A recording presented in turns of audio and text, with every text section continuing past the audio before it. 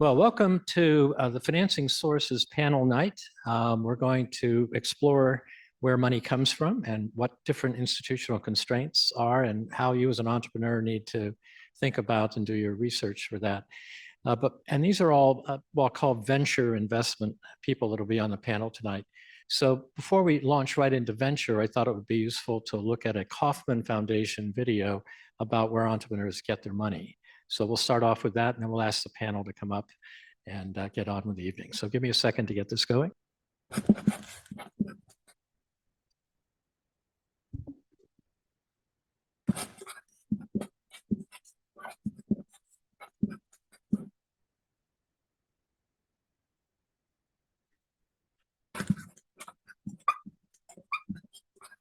Most young companies need money, which may or may not come as a big surprise, but they do. The number one source they get money from is from their own savings, whether it's a few $100s or even thousands of dollars. That's what we tend to tap first. And a lot of companies don't get money from any other place. They get money from their own savings. And then after that, they're lucky enough to be cash flow positive. They're profitable. So we talk a lot as if all companies require all sorts of external capital. And the reality is that more than half of young companies get all their funding from a combination of founder savings and then cash flow from the business. And we're out of here. Next up on the list is another one that catches, I think, people by surprise, and that's credit cards. Almost every young company you can think of, to one degree or another, was funded on credit cards. And it is the single largest source of capital for young companies after founder savings. And then the next place where they tend to get money is from friends and family. After I've tapped out my credit card and I've used up all my savings, I turn to people I know and say, hey, will you help me? And that's the third biggest source of capital. And then the next place is banks. And the banks are a totally weird situation because with banks, they get a lot of attention, but they actually fund very, very few young companies.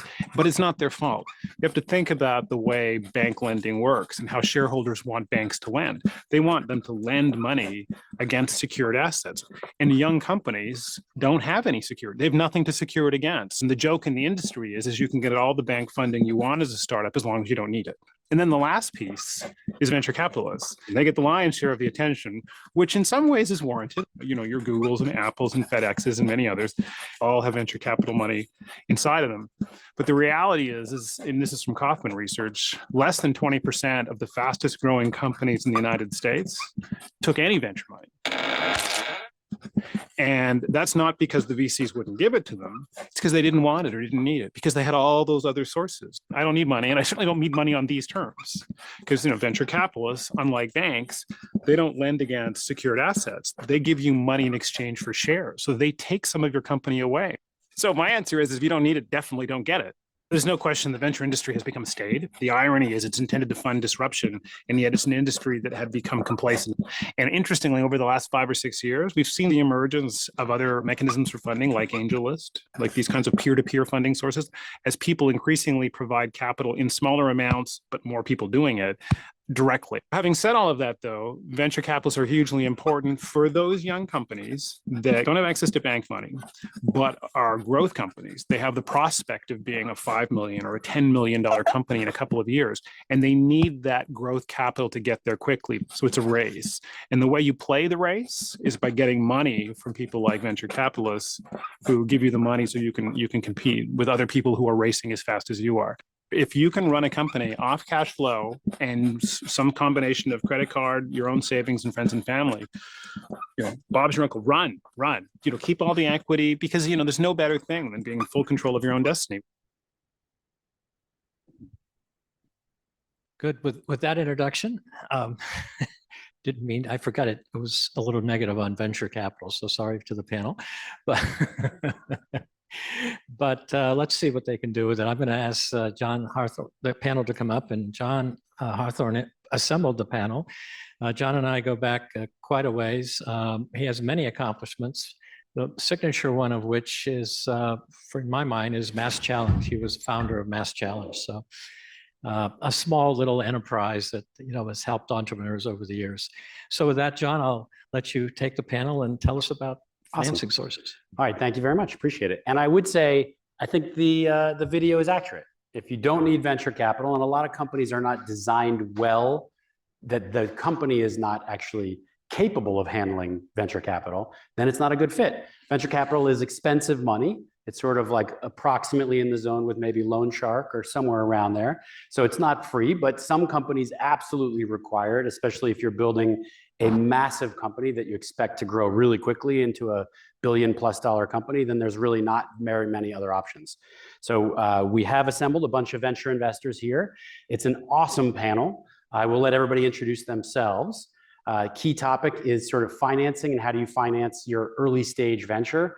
We are mostly early stage, like very early stage investors. And I'll make sure that we open it up for Q&A after a little bit around 6:45, I think. So keep me honest if I keep going over that. I'll quickly introduce myself and then I'll just pass it down Nilanjana down the row and just give maybe a 2-minute intro. Make sure to say your stage, key areas of focus, size of your fund, et cetera, that type of stuff. So I'm John Harthorne. I'm the founder and managing director of a fund called Two Lanterns Venture Capital. We just finished a $25.5 million seed fund, and we are launching our second fund right now, which will be a $30 to $40 million seed fund. So we do seed stage and pre-seed stage investments. In fund one, we made 36 investments. Our average size check for the first check was around $350,000, and we reserved some for follow-on as well. In the second fund, we'll probably increase that up to about $500,000. We invest in software-only startups in the US and Israel, and otherwise we're industry agnostic. We like some industries better than others because of the dynamics and the opportunities, but it's up to the entrepreneur to convince us they've got a great idea and a great market and that they've got the right traction. We're open to invest in anything as long as it's software only and geographically in the US or in Israel. And then as Joe mentioned, prior to the fund, I was the founder and longtime CEO of Mass Challenge, ran it for about a decade, learned a ton, met a lot of amazing people, still involved and still love it. Before that, I was at Bain & Company. Before that, I got my MBA at Sloan in 2007. Let me pass it along at that. Nilanjana, why don't you take over? Hi, I'm Nilanjana Bhowmik. Great pleasure to be here. A very long time ago, I got an undergrad in computer science from IIT, which at my time used to be the biggest feeder school for all of MIT's graduate school programs. I don't know if that's changed because more of the IIT grads are now staying home and starting startups in India. But anyway, because of that, sort of deep tech and heavy computer science companies have always been near and dear to my heart. I started my career in tech as a software engineer, ended up running an entire division of a public company, and then went into venture about 20 years ago. And I've been doing what would be called deep tech today in all that time. And about 7 years ago, I ventured out to start an early stage fund with another colleague in the business who had also been in venture 20+ years. And we launched Converge, which is today a 7-year-old fund. We are based right here behind the Sloan School in Kendall Square. And we do very early stage investing. Like Two Lanterns, our funds are focused on pre-seed and seed. And we just activated our third fund. It's a $50 million fund. And we go do mostly, I'd say, today, everything is labeled AI. Within that, I'd say the bulk of the investments are what you would call infrastructure software or AI being applied to physical industries. That's very interesting to us. So the actual transformation of physical industries is a big focus, increasing focus of our funds. And I look forward to a good discussion today. Hi, I'm Josh Wachman. I run Nor'easter Ventures, which is a deep tech early stage fund focused on sustainability. I'm here in Cambridge. We focus on series seed and A. We lead or follow. Our check sizes are between $500,000 and $1 million. I practice a type of venture which I don't think is represented up here, which is called SPV. So unlike John, who raises a $40 million fund and deploys $350,000 to 20 or 30 companies, I raise $500,000, $2 million for each individual deal. And behind the scenes, the economics are different for me than for him. And the challenges, I think, are different for a proper fund than for me. I like it. We focus on a broad range of deep tech. We've done some food tech, some pollution abatement. I'm working on a carbon neutral housing deal right now. And before venture, I was an entrepreneur myself, did 3 companies over 20 years. Kind of take issue with the video because I didn't raise money from friends or family or my bank account or credit cards. And I wouldn't recommend that. I think it's a really bad trade-off for you as a vulnerable startup guy. And before that, I was here as an undergrad and as a grad student. I studied at the Media Lab just after it opened, and then came back for a master's there just after a couple years at the Walt Disney Company. Perhaps sacrilege, I don't have any MIT affiliation, but they still let me come. So my name is Mary. I'm at Liberty Mutual Strategic Ventures as a principal. I've been there for several years. We're a corporate venture capital fund associated with Liberty Mutual Insurance based here in Boston. Previously, I was at the New England Venture Capital Association, which is an ecosystem development focused institution. Prior to that was in undergrad and started a company and did the dorm room fund, rough draft funding, things that folks here might be a little bit more familiar with for a startup in food tech. But at Liberty Mutual Strategic Ventures, we're focused primarily on seed to Series B companies. Only about 20% of the portfolio we would call insurtech. The rest of the portfolio sits across mobility, fintech, cyber, broader applications that have some adjacent engagement with insurance, but not a primary engagement with insurance. And we're tending to write $1 to $5 million non-lead checks. I'm Drew Volpe. I'm founding partner of First Star Ventures.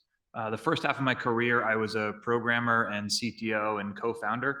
I was either co-founder, CTO, or early team of 5 different startups. 2 went to zero, 2 were sold for tens of millions. 1 was sold for tens of millions, 1 for hundreds of millions, and 1 for a little bit more than $1 billion. I switched over to the venture side to found First Star, and we're a pre-seed fund that's focused on applications of new kinds of computer science to large problems, whether it's things in discovering new drugs and new molecules, synthetic biology, autonomous trucking, anywhere that computer science is kind of making our world better and smarter we go. We write the very earliest stage checks, so typically when it's just a team, a slide deck, and an initial prototype. And then we work with them and help to develop the idea out and turn it into a real company that goes on to raise more capital beyond that. Awesome. All right, so that's a quick overview of who's on the panel. You got the context. Let's just dive right in.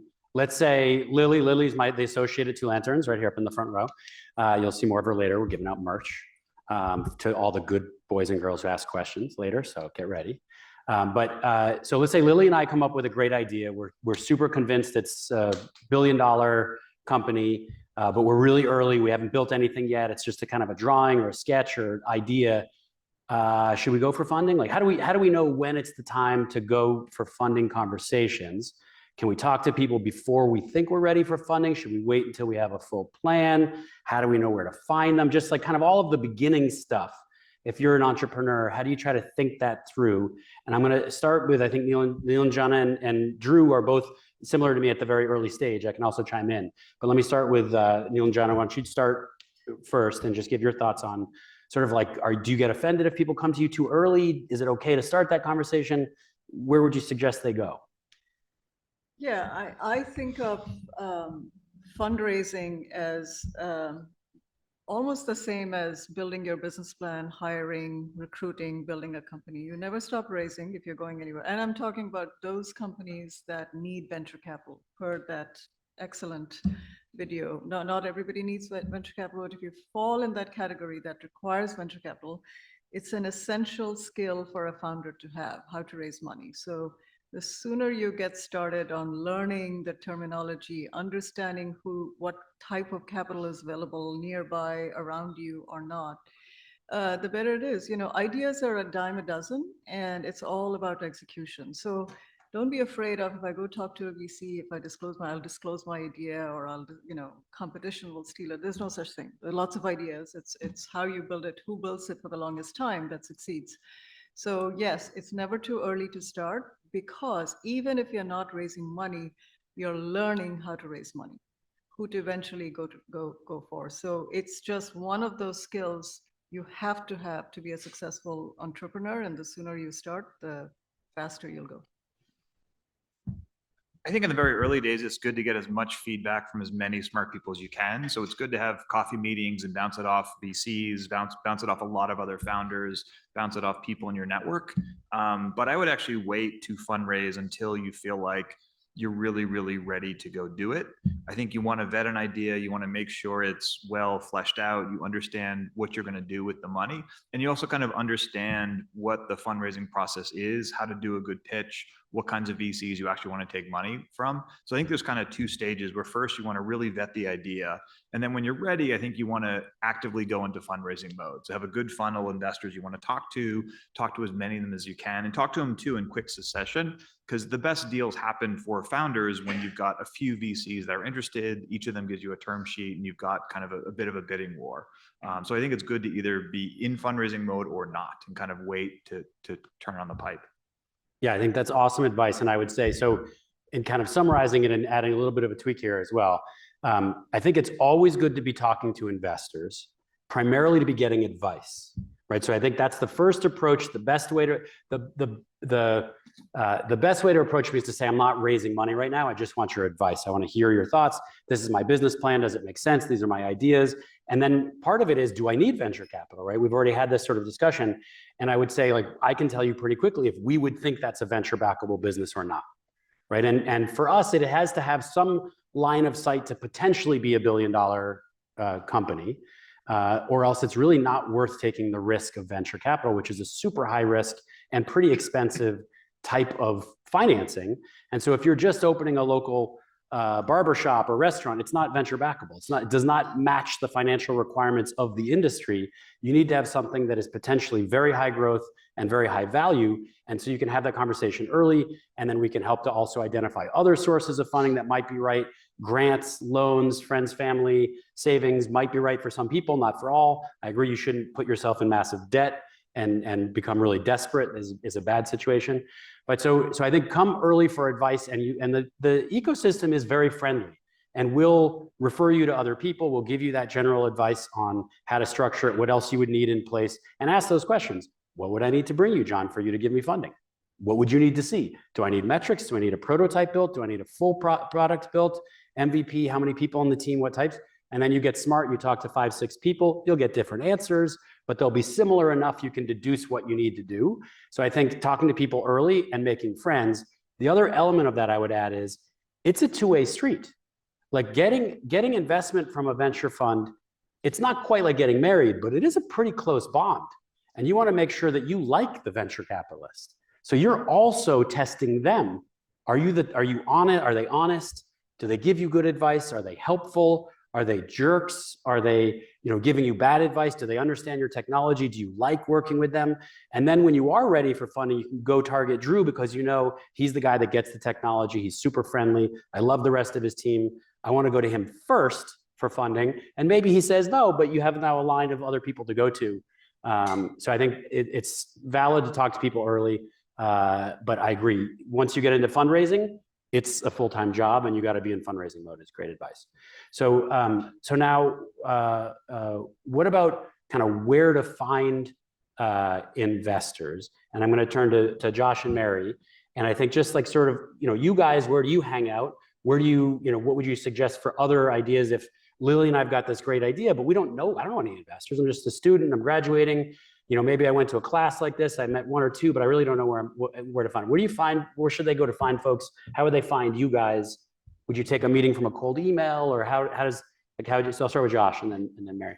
I'd say this, unlike many other businesses, this is purely a relationship business. So referrals You got to use the mic for the. referrals elevate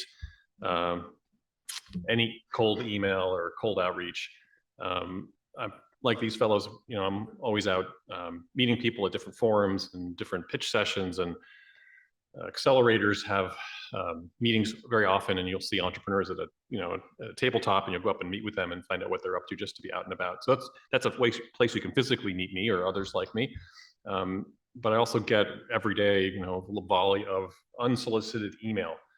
Sometimes if it's from somebody I know, it will get my attention. Others, I won't even answer because it's off topic. And that's also another thing that you really think about. As you start doing your research, there are sort of clusters of investors who've pool around certain topics. Some of us are represented up here by stage, by geography, by domain of investment. And a lot of inbounds I will get are from, stuff that's just not in the zone. But once you find that zone, you'll find many other communities who circulate. If you're, in my case, sustainability and climate tech, there are ecosystems like Greentown Labs or Boost over at Suffolk. I mean, there are lots of entities that are already bringing people together, and meeting someone who will introduce you to somebody else is a great way to get stepped up. And I'm sure people up here can attest to this too, but I'll spend a lot of time during my day referring deals to someone that I've looked at. I said, this guy's decent, not for me, but maybe good for John or maybe good for Drew. And I'll send an email along to say, take a look at this. Now, what they do with it, I can't attest to, but when I receive those sorts of emails, I'll definitely take a look. Great. And Mary? Yeah, I would echo leveraging your network as much as possible. And to the last point you made there around investors doing the same thing, leveraging our network on a founder's behalf, that happens way more often than you might think. It doesn't happen with every deal, but I was chatting with someone 2 hours ago who I referred a deal to that she just led. So this does happen. That is certainly an effective way to know where to spend your time, who to spend your time with. Ask an investor at the end of the meeting if they say it's not for you or it's not for them. Say, is there anyone that comes to mind that you think I should be chatting with?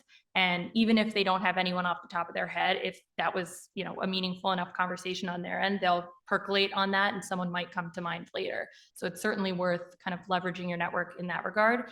I also think LinkedIn is a pretty obvious but good place to start looking around for people that might have the right titles or the right expertise. I've gotten tons of inbound that is, hey, we have a mutual connection, but my friend reached out to me and asked if I could intro to you. That happens pretty frequently as well. Again, if it's unsolicited, it might not be in the right sector that we're focused on right now, but that's totally fine. It's easy also for us to pass on an introduction. I would say there's two things that I would caution against. One would be if you've chatted with an investor at a certain fund and they passed on the opportunity. Something I've seen happening more and more frequently is folks going to another investor at the same fund and trying to get them to look at the deal. We do talk to each other, so it doesn't tend to work. And then, of course, what you don't want to do, per Josh's point, is have the relationship business not work in your favor, right, in that regard. So that's one thing. Number two, when it comes to finding investors to chat with, I would also be very weary of resources that say, for $10,000, I'll make a bunch of introductions for you. Those do not tend to work the way that you want them to. That is, does seem like a way to pay your way out of something, but the ROI doesn't tend to be there. So maintain your equity, maintain your money. Try to hit the ground running. Again, to Nilanjana's point, this is a long-term thing that you're going to need to know how to do. And in some ways there are shortcuts and in many ways there aren't. So taking the time to do it right is going to be your best route to finding the right partners, especially at the earliest stages of your company, where the right partners can really make the difference in whether or not you can get to the next stage. Totally agree. Great advice. And I think in general, again, kind of summing that up, warm introductions are the way to go. Right? It is not impossible to get attention through a cold email or cold outreach, but it is very unlikely. It is not worth the effort. And it is often super frustrating. Honestly, I get 5 or 10 cold emails a day, and I mostly just say, block this email address forever, and then move to junk folder. I won't even read it if I can tell that it's just a form email being blasted out to hundreds of people. Generally, they're not applicable. It's like hardware in Canada. And I'm like, we say on the website, software only, US and Israel. You're not even close. And it gets frustrating to have this constant onslaught of these unsolicited emails. So you're not doing yourself a favor that way. Even though it seems easier, it just doesn't work. So find somebody that you know in common, do enough research to target the right investor, find somebody that knows them and get that warm introduction. I take almost every warm introduction that I get, especially from folks like this on the panel. It's not that hard to find somebody that we know in common that I will respect, right? And that you're friends with. So that's really the way to go. Absolutely. All right. So then let's talk a little bit about the process. So let's say Lily and I we met some investors. They weren't the right fit, but we got a warm intro. Now we're talking to the right people. What does the process look like here? That first meeting with a relevant investor, should I expect I'm pitching? Do I send materials in advance? should I be prepared with a full financial model? It's a really early sort of pre-seed stuff.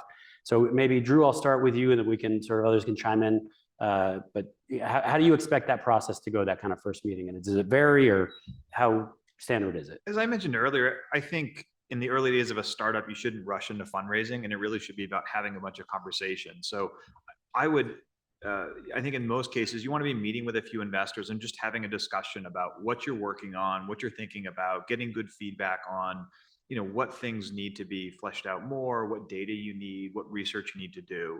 And then two, ask the investor, what does she think you need to see before you're ready to pitch?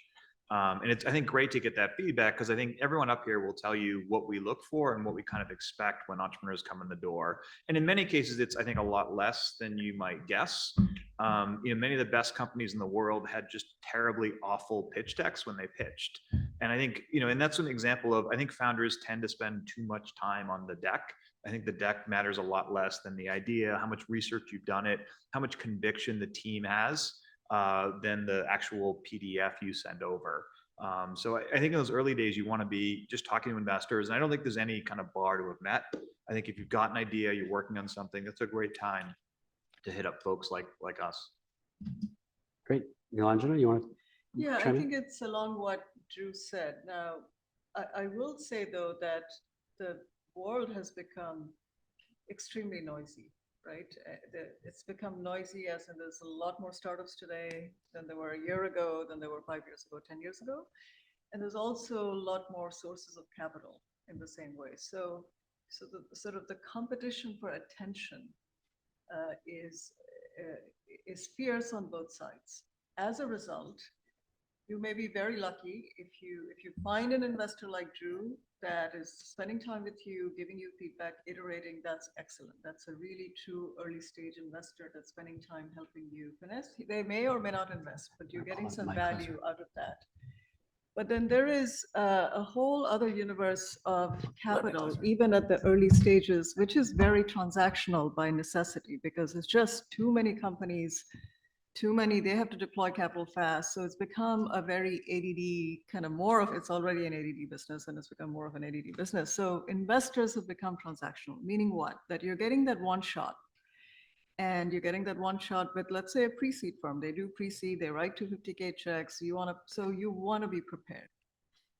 You may not have the luxury of meeting a Drew in a coffee shop and having that iterative discussion. So if you land with that kind of an investor, I would say that, and let's say I'm that investor, then the pitch deck is just a way to have a conversation. Most of what those investors are really looking for, do you have a very, very good grasp of what is it that you're doing? Like, what is the idea? What's your market? What are your immediate next 12-month, 24-month things that you have to do, who you have to hire? So that nitty-gritty understanding of what is it that you're building and why you're building it. If you have that, then the pitch deck is just almost doesn't matter. You should be able to have a conversation and have a very convincing conversation in 30 minutes, 40 minutes. And guess what? If I meet that kind of a founder, you had me at hello, okay? So a lot of investors have become that transactional. You are trying to get that, you want to be that, I'm gonna have you at hello because I really know what I'm building. So that requires preparation. And that could be, 2 years of preparation while you're at another day job. That could be 6 months with a co-founder, but it's very situational. Yeah. So I agree with all of that. And I think one of the things that you see here is that it varies a lot too, right? Every fund is different. Every investor is different. We have slightly different expectations. If you find an investor that is willing to give you that advice and the time and spend it with you and build that relationship, that is super, super valuable. I also find sometimes I love startups and I love listening to pitches. I'm busy. I can't do it all day with an irrelevant startup, but I do enjoy it. And in many cases, I think I can add a lot of value to a startup that is clearly not in scope for us, because it's no longer a transaction. We know that I'm not going to invest. There's no way. This is not a viable investment for me. So let me tell you what you're doing wrong in your pitch, or what I think is off, which I'm hearing wrong. You didn't mention this, you didn't mention that. It doesn't look like you have the team in place, and that's the most important element. So I can give you like really honest feedback without a sense that like we're also trying to conduct a transaction together. So sometimes you don't have to be explicitly targeted. Just know who you're talking to and what you're asking for and what you're trying to get out of that conversation. And I also agree that like pitch decks don't raise money. That's not it. You will have to have a pitch deck. It's an expectation. But really, you raise money on a different set of criteria, and a lot of it is about the confidence that you gain from the investor and the confidence you have in them. So let's actually talk about that a little bit. What are the core criteria that you guys look for each? And we'll go just straight down the line here for everybody. What is like the most important element to you? And I'm thinking really at the earlier stages here. So like there's a bunch of them for us, but I'll throw out one that is really important to us, and then let you guys add in on that. Is integrity is super important. As an early stage investor, there's 5, maybe 6 rounds more of funding to come after us. And you will, and founders will have the opportunity, potentially, depending on the market conditions, other investors will come and offer them sweetheart deals to screw over prior investors, or to like mess up the cap table, or they could waste a ton of money, or they could lie to us about stuff. There's just too much time, and it's a lot of money and risk at stake for us as a fund. I need to know I can trust that founder. And that means telling me when stuff's not working. That means not covering up problems. It's okay. Every business is riddled with problems. It's like, that's the whole nature of the space. So I need somebody that can be honest and transparent, also that's committed to fixing problems and isn't, totally overwhelmed by them. But it's okay if there are problems in there. I just want that honesty, and integrity is one of the very important elements for us. Not the only one, but that's something that's key for us. And I don't know if you guys want to add other. Mine is a very long list, because we are first and foremost a founder first. I mean, if my 20 years of investing has taught me anything, it's all about the founder. It really doesn't matter what the market is. It's all about the founder now. But the best founders in the wrong market will have a hard time. Market does matter. Wind behind you matters. So we do, as a firm, we do our work on the market. So we are bullish on certain markets and bearish on certain markets. If we're bearish on a market, we will not waste our time meeting a founder. We respect their time. We'll just tell them, look, this is not for us. But if you are oriented in a market, then for us, it's all about, at that early stage, there's barely a product. Even if it's a product, it's going to change, and it's going to probably get thrown out of the window and won't have MVP, and something else will be built. So we rarely hang a lot on the specifics of the product or get excited about the product. We get excited about a founder. So what is it that we're looking for in a founder? Look, you have to this is an extremely hard job, and if there are aspiring founders in this room, I'll just tell you that this is not for everyone. You can get a very good living working for a Google or a Facebook and, see your kids for dinner at 8 p.m. This job is very hard. You may be successful, you may not be successful. So this is really for a certain type of an athlete that just has an intense drive, very fast learner, excellent communicator. Excellent communicator. Why? Because you have to communicate with your investors. You have to, convince your best buddy at Google who's earning $500,000 to quit that job and come work for you. So excellent, charming communicator, great personality, and knows how to surround themselves with very strong people. This founding job is, okay, the founder has the vision, but it's not one person who builds a company. It's a team that builds a company. So my list is very long, but those are just a few top of the list. Those are some of the qualities that we look for. And as I said, if those qualities exist, these folks have done their work, they're intense, they've really studied the problem, and they can convince me in 15 minutes. I make very quick decisions on investments. Most of my investments that have succeeded, I've decided in the first 10 minutes. Okay, so which is very different from Drew's approach, I know, but that's why it's a vast universe and there are different types of investors. I would agree with that. I think the founder charisma is really important. They're going to be communicating to everybody up and down the value chain, into the employees and up to the board and up to other investors and customers. If they can't communicate succinctly and convince them why their product or service or company is going to be successful, then that's sort of a no-fly zone. Grit is really important, as you were saying, John. Just can you get any evidence the person has pushed through really hard challenges over time? I tend to invest in PhD founders who were first-time CEOs coming out of PhD program, commercializing tech that they licensed from their university. And sometimes you get folks who are really technically competent and can't communicate. Sometimes you get folks who have a lot of ambition but no market savvy. So I think having someone who understands the pitfalls and risks of their technology and can understand how it situates itself competitively in the market as that market evolves, because day one it's is very different than it will be several years later is really important too. I wouldn't rank it as high as some of these others we've talked about, but I think it's very important for that person to be able to see around the corner, if you will, and understand how their tech could be superior and give them leverage with their products that are going to be built on top of that tech. What else can I say? I think I'll pass it along. I'd echo everything that's been said. The only two things that I would emphasize here would be one, pace of learning. So if you're a pre-seed founder, you're not going to yet have all of the skills that are necessary of being a Series B, of being a Series C, of being a founder that takes a company public, but I have to believe that you can get there. And there are some folks that have very strong beliefs about whether, founder-led companies should be the ones to take them, founders should be the one to take the company public, or if you bring in other people, there's a lot to that conversation, but generally I think the money that's going in at the pre-seed stage has to believe that you can get to seed, to A, to B, and beyond. So that would certainly be one piece. I also think there's a kind of creativity that's necessary in problem solving, in thinking about selling to different types of customers. And that often is paired really well with a self-awareness.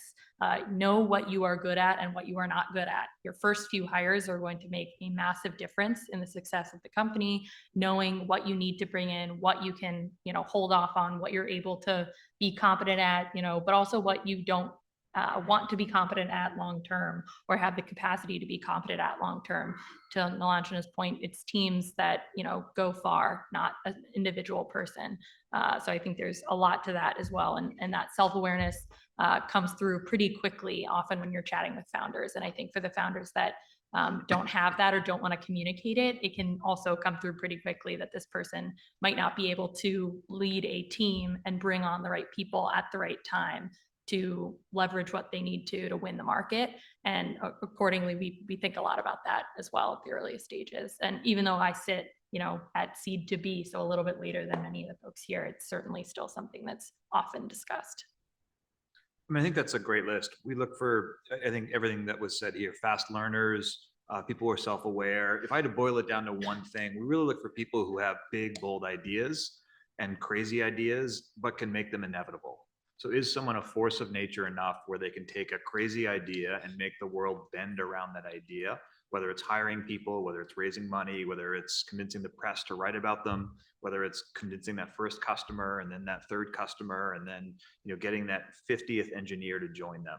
But being able to warp people around your idea and just having that energy is I would say how I would distill that big list down. Yep. So great discussion. I think I agree wholeheartedly. One of the key things that I think we heard here consistently, we had some slight variations on the theme, but everybody talked about the team, right? The founders. This is at the early stage for us, I would say pre-seed, it's like 70% about the team, 20% about the market, and then only 10% about the product traction, whatever that is. We like to see something because it demonstrates a focus on results. So I'd like to see that you've accomplished something, but we know that there's going to be 7 pivots before you get anywhere that really looks like a proper product. So I care a little bit less about how far you've gotten with the product and more just that like you've been able to sell it to somebody, you've made some forward traction that's results oriented. And then the market I just look for, can it support a multi-billion-dollar exit? Is it hyper competitive? Are the dynamics reasonable and in your favor? That's obviously a plus. But really it comes down to the team. And a lot of what this comes down to, we heard this sort of charisma and this ability to kind of bend the universe around your desires and is like a sales capability, right? Can you sell? Because I think it was Nilanjana made the point that you have to sell to your team to convince them to join you for 1/5 of their salary for a company that has no brand name that's recognizable, has no equity of any real value yet, that hasn't really raised money, hasn't really sold anything. It's brutal. Right? And then you got to sell it to your family, why you should quit your job and take no salary probably for 6 months or 12 months, take this massive risk where you're most likely going to lose money and not succeed. Like you have to convince, so you have to be very convinced and you have to have this glow about you that convinces everybody in your vicinity that your impossible idea is actually going to happen. Not only is it possible, but it is inevitable. I thought that was a good way to put it. Yeah, I'm just going to add something to that. So you all heard the word team and founder, right? Because at the early stages, that's really what's being bet on. But I can bet you that if we did a blind taste here amongst the 5 of us on the same person, or let's say a set of 5 people, 5 founders, would get different answers. So inherently, what that says, and I'm sure this is a room full of engineers here, it is this early stage venture is inherently an inefficient process. Okay, beauty is in the eye of the beholder. What I may consider charismatic, Drew may say, I don't know what she's seeing in that guy. Okay, so that's why it is very important to talk at this early stages to a broad range of people. You know, just because you get turned down by 3 doesn't mean you don't have what it takes. You know, beauty is in the eye of the beholder. There has to be a fit. Different firms have, this is also how our investors are betting on, I mean, we may have the same LPs. So say, you know, I'm going to put money in Drew's fund because he does early stage investing a little bit differently than Nilanjana does at Converge. Why? Because it is this game, this early stage game, this is not an efficient stage of investing. And that's what we are all exploiting. We all have our views of what is a good founder, what's a good market. And you are sort of our customer in a way, right? We are selling that product to you and you're selling your product to us. So it's inefficient, and it's very important, therefore, to just have a broad range of conversations. And ultimately, if you believe in your business, you'll raise money. Yeah. I would add just one more thing if I could, which is that I would like you to be a highly have high conviction about your deal and the market and how you will situate your product and the team and all that stuff, and you really feel strongly about the inevitability of it. I would also like to see that you're coachable, meaning that you are open to feedback from your board and from your market, and you will accommodate that. There are lots of people who are so bullheaded that they will not take that feedback. And it doesn't mean that I, as an investor, am right, but there has to be some rapport in that relationship. It's a durable relationship. John likened it to marriage. It's not exactly like that, at least not my marriage, but it's a long-term commitment, and that rapport really has to be there, because things get tough, and you need to have that partnership be pliable around tough issues. And if that person who's leading the company is so bullheaded that you can't get that through, that's a signal for walk away from my perspective. Yep, agreed. And so I think, again, you heard it here, it's important, it's a bit of a numbers game, and making sure that you have rapport in both directions. So don't get too dejected if a venture fund passes on you. We pass on virtually all of the deals we see, and many of them still go on to become hugely successful. Bessemer has listed on their website their anti-portfolio, which is worth much more money than the startups that they did invest in, right? So they passed on Apple at like a $50 million valuation, I think, among others, and HP they passed on, and others, which are bigger than the rest of their portfolio, even though it's a hugely successful, great firm. So don't take it personally. A lot of it is about fit, and we're wrong all the time. It's a lot of guesswork. 60% of venture-backed startups return $0. So it's not a science per se. It's a lot of guesswork, and it's about fit, and you just got to find the right people for you too. Let's open it up for questions. And I will, as incentive, hopefully people have got questions. First people to ask questions, we're going to give you guys some merch. We got shirts and hats. You don't have to take it, but you can if you want to. So why don't we start right up here? These two, we'll start right here in the front row, and then you'll be next. Sure. So my question is for pre-seed. Do you expect all co-founders to be full-time on this, or just like the main founder quitting their job, focusing on this, and having 2 people just like unofficially working on the company is good enough? You think this is a team, this is a commitment? Yeah, I don't know. You want to start, Nilanjana? We see a lot of that. You know, it's hard to get 4 or 5 people off payroll and work for free. I'd say the answer is it depends. This is where folks that are technical have a huge advantage, because they can do a lot on their spare time. They can, you know, they know how to find the coder and whatever.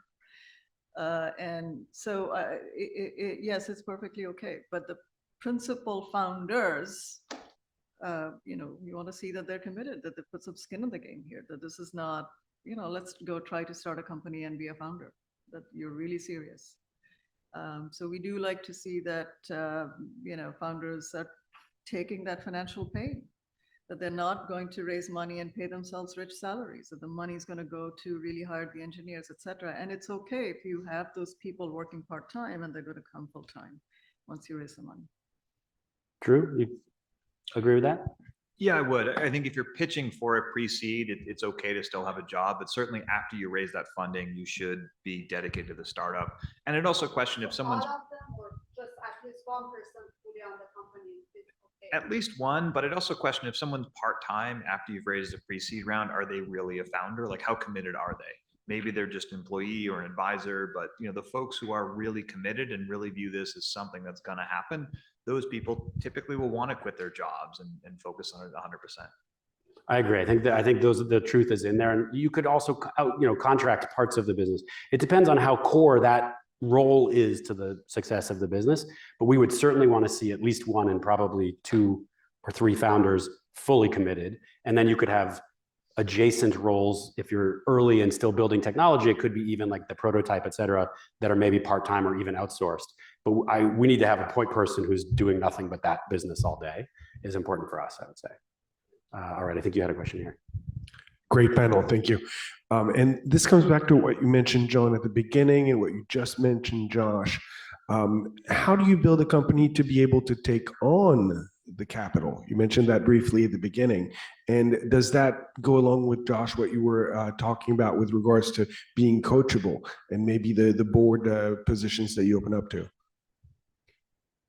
I'm not sure I get the question. So can you? So at the beginning you said, but not every company can take on venture capital, is built to be able to take on capital. So what makes a company prepared for I can that? start and then Sure. So I think there's a couple of layers to that. Yeah. One is that the financial growth that is being projected or that is believed to be viable has to be well suited for venture.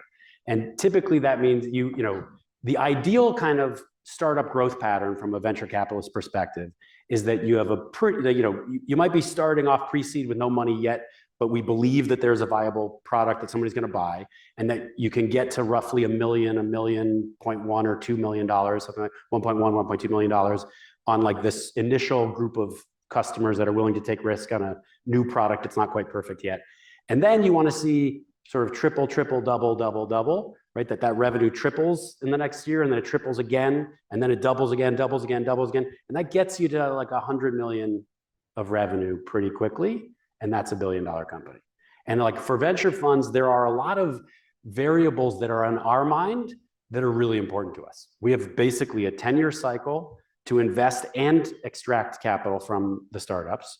And we invest over a period of 3 to 5 years, typically. So call it 3 years. That means we need to see that you can get to $1 billion valuation and an exit in 7 years, right? If you can't do it that quickly, it just doesn't fit our model.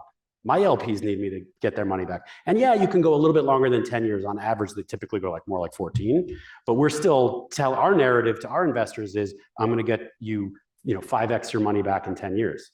So if you're telling me it's going to take you 25 years to return money, it just doesn't fit. So a lot of it is that financial path. And then some of it is the rest of the team elements. Do I believe that you're credible? Do I believe you're committed? Do I believe you have the capabilities?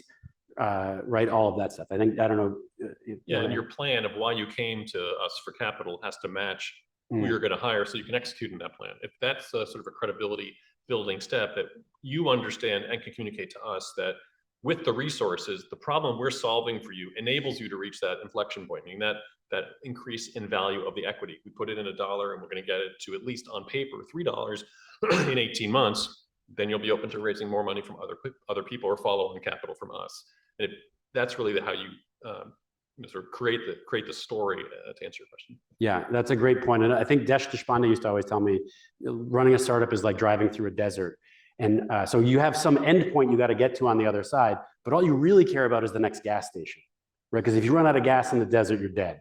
And if you have to pull the doors off the car to make it to that gas station, you'll do whatever you got to do to get there. And so a lot of what investors also care about is as a seed investor, one of my questions is, are you going to be able to raise Series A? Like, are these metrics that you're promising me in the next year before you run out of money again, or 18 months before you're going to run out of capital? Is that enough for the next investor in line to get excited and want to invest in you or not? And so that's also a good question for the investors, and something that you need to get comfortable with is, what kind of metrics do you need to produce with the money that we're giving you? And we are pretty clear on that. I think they should be able to tell you pretty straightforward. And then you need to be able to present that kind of financial model. Yeah, I think one thing that hasn't been really stated here in the panel is that each of us have investors behind us. So they have an expectation of what sort of capital they're putting in and what they're going to get back, and a risk profile and a tolerance for risk, both in terms of time and domain. And while we may look like we're the top of the heap in terms of, doling out capital, we have to go and answer to the people who are putting confidence in us. And each of those have different business models. It could be a 10-year fund or 12-year fund. It could be a perpetual fund. It could be a family office that has capital that they just continue to spend and they don't really care as much about returns, or it could be an endowment. Or a strategic fund from a corporate, which will have different demands and requirements, right? I think it's important when you approach a VC to understand what their agenda is, because that'll help you calibrate what you're asking for and their ability to deliver it. Great. Up here.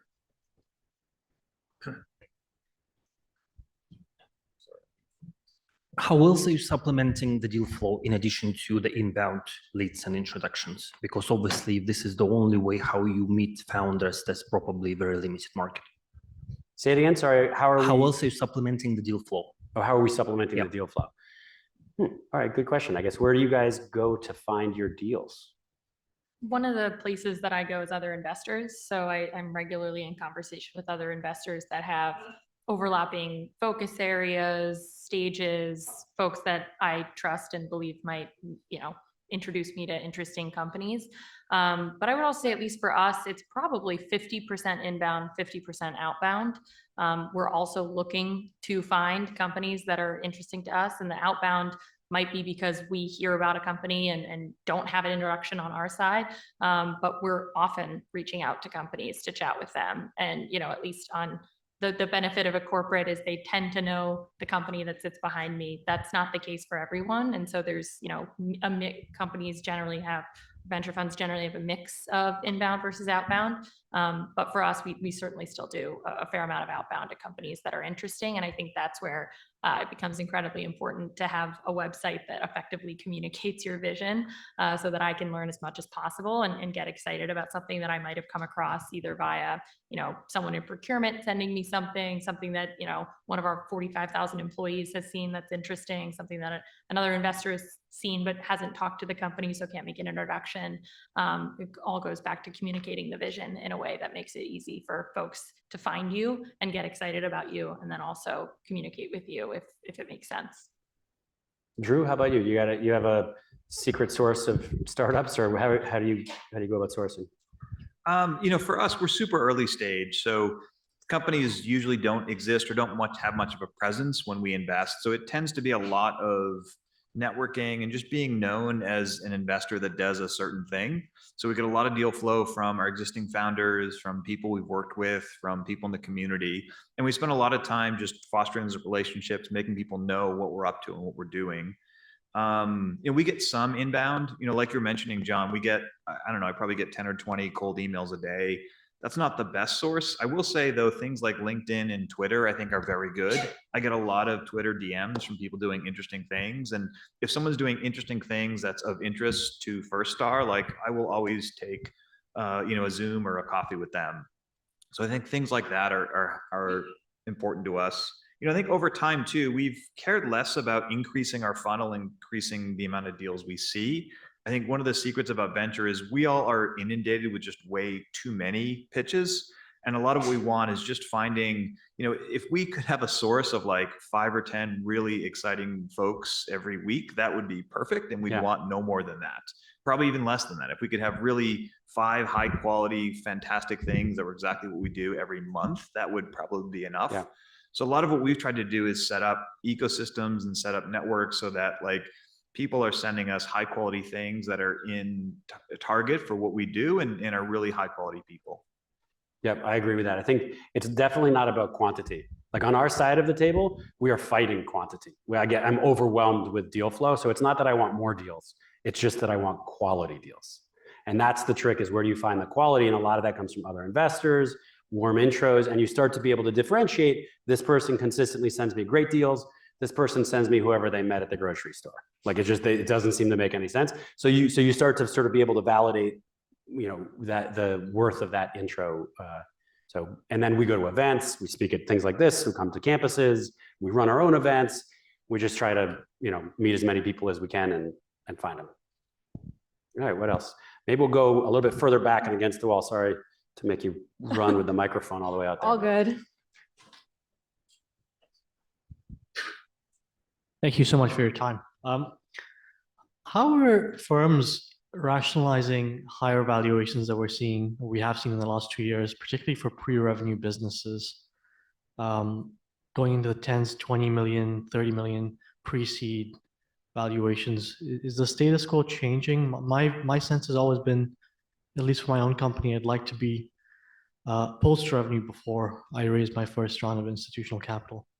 And then my second question is in line with a previously asked question, which is it okay for an MBA student to raise while they're still studying and they've demonstrated strong traction in the business?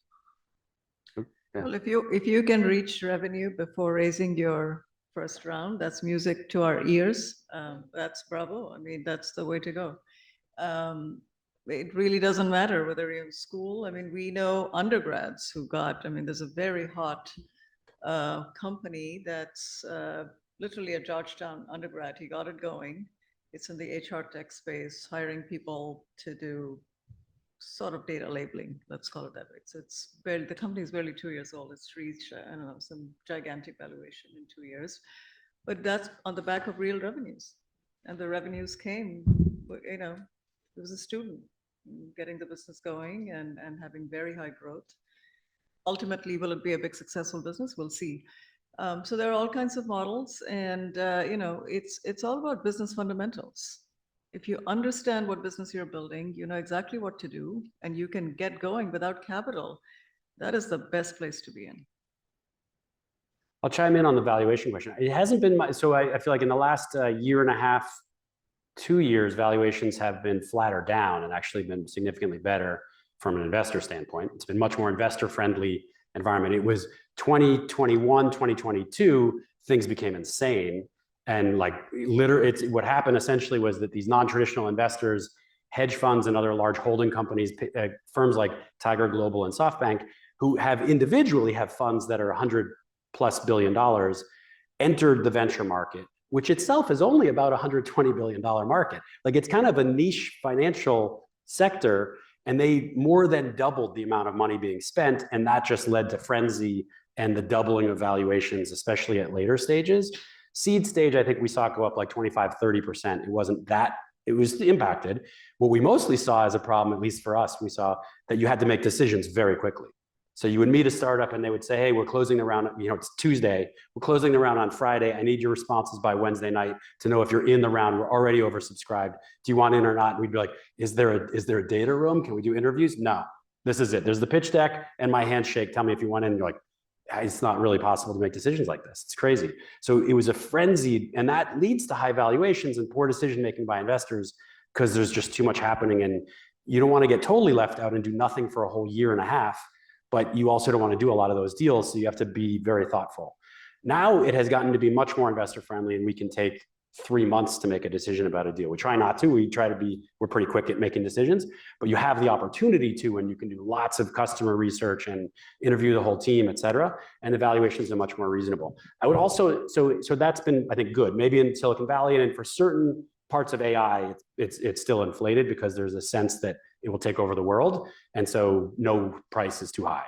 So there's still pockets like that.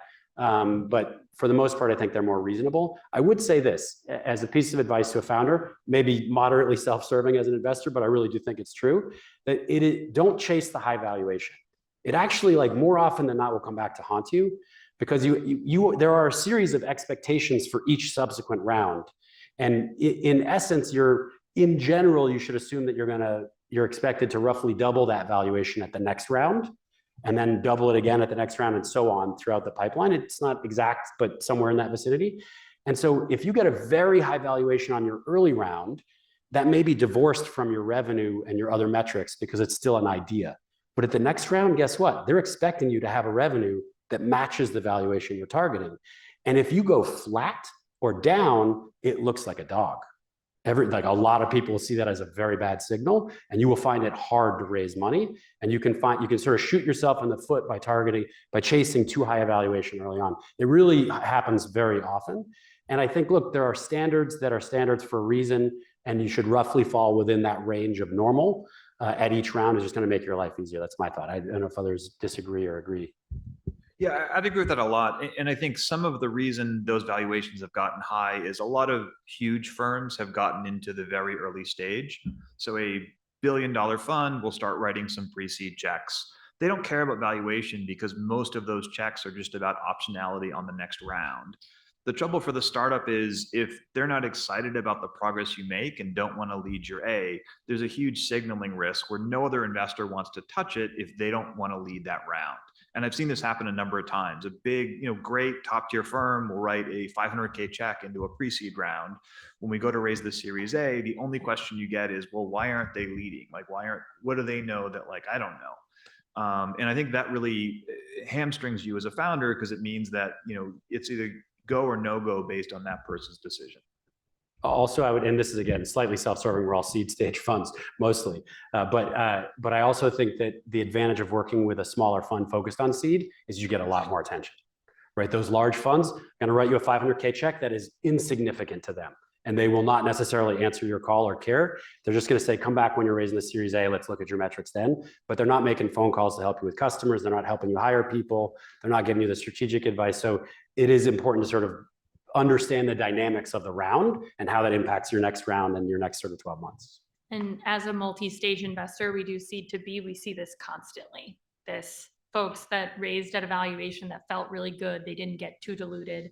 They put themselves in a situation where now we're looking at their A or their B and the valuation just doesn't make any sense. And they're very hesitant to take a down round. And it creates a lot of challenges for their partners, for their employees, for all involved in getting the capital that makes sense. And oftentimes the most painful part of that is it's not a bad business. The business is doing well. The business is doing well at a pace that makes sense for the market that they're in, but the valuation doesn't make sense. And that is the worst possible position to be in because everything is going up and to the right as it should, but the numbers can't make sense at the A or the B based on the valuation of the previous round. So it is a very, very real thing that we see very frequently. We will, as a valuation sensitive fund, frequently turn down deals that we would otherwise do because the valuation doesn't make sense.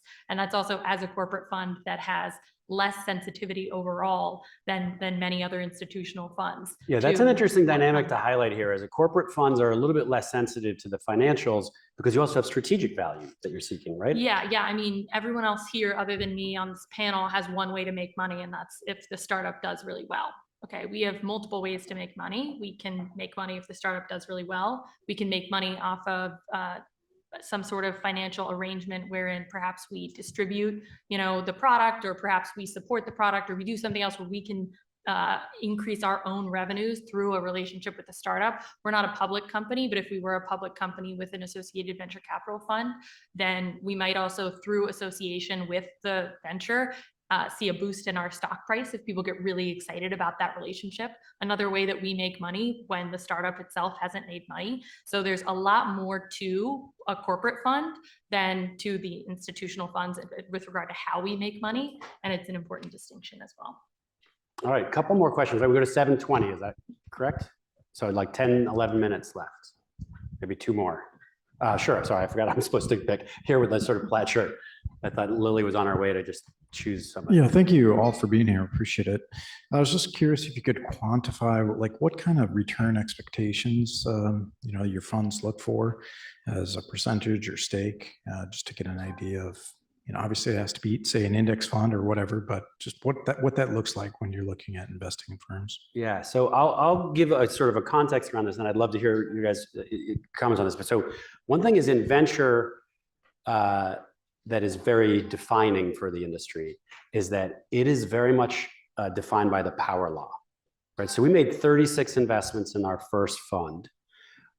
We would expect 3 of them to do phenomenally well and essentially make or break the fund. Maybe another 3 to 5 to do pretty well and be supportive, and then almost everybody else to be a long tail of almost nothing. So it's not as if you're expecting an average return across all of them or median to do really well. You're really looking for individual startups that have the potential for massive outlier success. And then you expect that not all of them are going to make it. In fact, most of them will not. So it's typically one startup will return the entire fund worth of as profit. The next two together will return the entire fund again. And then everybody else together beyond that will return the fund the third time as kind of a baseline. And then hopefully you do better than 3x, but that would require another one to return the fund. But those are kind of the categories that I would say we think about it in. I don't know if you guys have specific equity targets or specific Maybe return your profiles. question is, what is it? What are you expecting from me? Yeah, from your investment. Like if we invest in you, then what are we? So I'd say it's it depends on the stage you're raising money at and how much you're raising and how much of the company you're giving up. But typically any investor at any stage is expecting a pretty high multiple of return from that particular investment in that company, your company. So, and that's whatever percentage they're buying, they're expecting you at the terminal value to hit north of 20, 30x. Okay, so it depends. If I buy 3% of your company at the terminal value, I have to justify a math of at least 30x with a lot more capital invested in the company over time, meaning dilution to my ownership, whatever I'm buying. Let's say I buy 5% of your company and I pay you some price. I expect that you're going to raise, if you're going anywhere, that 5% is going to probably get diluted down to 2.5%. Okay, because you're going to raise more money, my capital is that ownership will get diluted at 2.5%. Now I'm applying a 20, 30x multiple. So this is where not every business is for venture, right? And this is where all the earlier conversation is. This is a very quick math that's happening in the first 10 minutes. Okay, do I even see that possibility here? Okay, what's the number one criteria? This is a massive market, even if it's a non-existent market. Okay, if I don't know your name, if he cracks it, can he create a multi-billion-dollar market? Can he unlock a multi-billion-dollar opportunity? Why is the market size important? No company in the history of the world has ever owned more than X% of their market and is below 10%. All right, so it has to be a massive multi-billion-dollar market opportunity so that if you're extremely successful as a public company, post-public, you own 10% of that market, your terminal value is so high that I can get at least 20x of my 2.5%. Of whatever I paid you. So now you can do all your MIT, you can do all that math in your head. But that's the very quick math every VC is doing in the first 5 minutes of the conversation. You're looking for home runs. Yes, Yeah. grand slams even, not even They home all runs, look but like grand home slams. runs when you put the check. Yeah. Because Otherwise you wouldn't do what John Yeah. said, it's not like we know at the onset of those 36 companies, which ones would be the home runs and which ones would 3x. We have to see that potential in all of them. They'll have product risk, market risk, execution risk, team risk. So all those risks will take out, 30 of those companies. There'll be 6 left, right? But on day one, they all have to have that potential. One simple way to look at it is, I've done my job for my LPs. If as a fund, we've returned 5x, that's our target. We'd like to do more than that, but if we've done 5x, we've done our job. So if any of our investments return 5, you've just done like the average of what we need. And again, it's a power law. So, we'll have a lot of zeros we need to make up for. So, we're really looking for those big home runs. And it's also why, we also don't care that much if, you don't return all that much capital back. If it's a 1x, we're also not going to beat anyone up over it. We're in the job of writing a lot of checks and knowing that only 2 or 3 of them are going to drive most of our returns. All right, next question. We got maybe one more. I think right here. That one in the corner. Oh, he's been. All right, we'll do 2 more then. We'll get to you. But start here because I already pointed at him. But then good eye. So yeah, this is regarding what John said. You mentioned that with smaller funds, the investor gets to focus more on the startup versus a big fund. I wanted to understand, after writing the check, what does this interaction typically look like? I mean, what does the investor usually do with the startup? Yeah.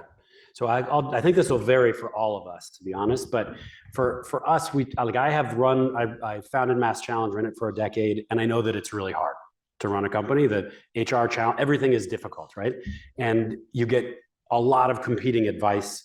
And so I think one of our things is we'll say, we try to be relatively laissez-faire, let the founder do their thing, let them be in charge.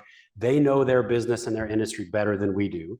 So we try not to come in and say, you must do A, B, or C. You have to set your price at this. We try not to have any kind of ultimatums and mostly just listen and ask and say, what do you need? And I think what we are particularly good at is customer introductions in general, but customers and investors in particular. Because when I ran Mass Challenge for a decade, I built a massive network of 50,000 people that I met that are mostly high net worth individuals or CXOs at corporations. And so if you want to talk to somebody that runs a corporate in Boston, I can almost certainly get you to them.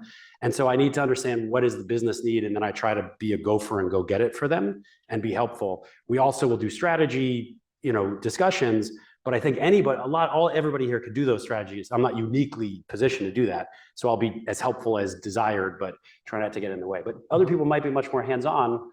And I think especially at later stages of VC, they get a little bit more aggressive around metrics and they want to kind of have more control. But early stage tends to be pretty collaborative, I would say. I don't know if you guys see yourselves that way or.